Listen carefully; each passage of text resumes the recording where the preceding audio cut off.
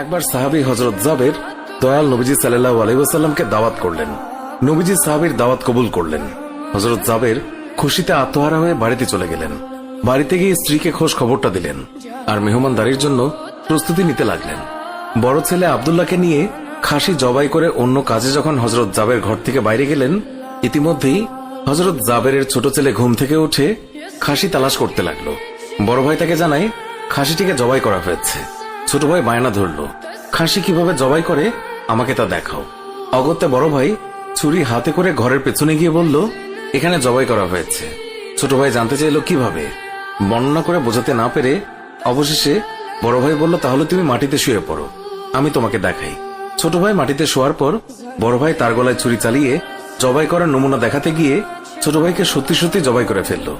বড় ভাই যখন দেখল ছোট ভাইয়ের গলা থেকে রক্ত গড়িয়ে পড়ছে, সে ছটফট করতে করতে একসময় নিস্তেজ হয়ে গেছে। তখন বুঝলো ব্যাপারটি কি ঘটেছে। আতঙ্কিত হয়ে সে নিকটবর্তী খেজুর গাছের চূড়ায় উঠে আত্মগোপন করে রইল। এদিকে হযরত জাবের পুত্রদের খোঁজে বাড়ির পেছনে এসে ছোট ছেলের অবস্থা দেখে থমকে গেলেন। অতঃপর তাকে বুকে করে স্ত্রীর কাছে গিয়ে বললেন, তাড়াতাড়ি একটি কম্বল নিয়ে এসো, বাচ্চাটিকে শুইয়ে দিই। স্ত্রী রক্তমাখা সন্তানের লাশ দেখে চিৎকার করে কাঁদতে লাগলেন। কিন্তু স্বামী হযরত জাবের তাকে সান্ত্বনা দিয়ে বললেন, আজ আমাদের শোক প্রকাশ করার দিন নয়, আজ দুঃখ দেখলে নবীজিও দুঃখিত হবেন। অতএব ধৈর্য ধারণ করো, কষ্ট করে হলেও মুখে হাসি ফুটিয়ে তোলো। তারপর তারা দুজনে মিলে ছোট ছেলেকে কম্বলে মুড়ে রান্নাঘরের পেছনে রেখে আসলেন। স্ত্রী রান্নার কাজে মন দিলেন। হযরত জাবের বের হলেন বড় পুত্র আব্দুল্লাহর খোঁজে। বাড়ির পেছনে গিয়ে ছেলের নাম ধরে জোরে ডাক দিলেন। গাছের উপর আত্মগোপন করে বড় ছেলে সব ঘটনা প্রত্যক্ষ করছিল আর ভয়ে কাঁপছিল। পিতার ডাক শুনে ভাবল, এখন পালাতে না পারলে আব্বার হাতে ধরা পড়তে হবে। ধরা পড়লে আর রক্ষা থাকবে না। পালানোর উদ্দেশ্যে গাছ থেকে লাফিয়ে পড়ে আঘাতপ্রাপ্ত হয়ে সেও মৃত্যুর কোলে ঢলে পড়ল।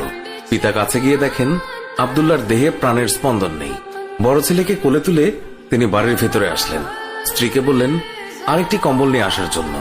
বড় ছেলের এই অবস্থা দেখে দরদিমা পুনরায় আর্তনাদ করে উঠলেন। স্বামী তাকে পুনরায় সান্ত্বনা দিয়ে বললেন, ধৈর্য ধরো, আজ আমাদের দুঃখ প্রকাশের দিন নয়, আজ আমাদের পরম আনন্দের দিন। দয়াল নবীজি অল্প কিছুক্ষণের মধ্যেই আমাদের ঘরে তাশরিফ রাখবেন। তারপর দুজনে মিলে বড় ছেলের লাশও কম্বলে মুড়ে ছোট ছেলের লাশের পাশে রাখলেন। স্বামী স্ত্রী তাদের চোখের পানি মুছে মুখে হাসি ফুটিয়ে তুললেন। হযরত জাবের বাড়ির সামনে দাঁড়িয়ে নবীজির আগমনের অপেক্ষা করতে লাগলেন। অল্পক্ষণের মধ্যে নবীজিকে উটের পিঠে করে আসতে দেখা গেল। হযরত জাবের আনন্দে আত্মহারা হয়ে দৌড়ে গিয়ে স্ত্রীকে নবীজির আগমনের সংবাদ দিলেন এবং পুনরায় তিনি দৌড়ে নবীজির সামনে চলে এলেন। নবীজির উটের কাছে গিয়ে তাকে বাড়ি পর্যন্ত এগিয়ে আনলেন।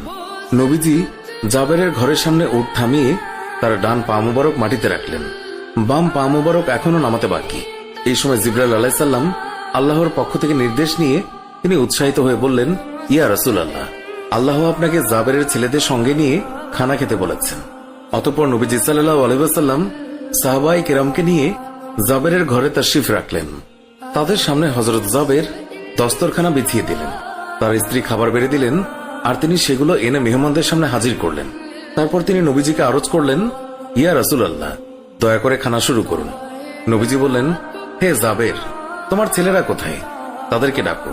হযরত জাবের বললেন, ইয়া হাবিবুল্লাহ, আপনি দয়া করে খেয়ে নিন, ছেলেদেরকে আমি পরে ডাকবো।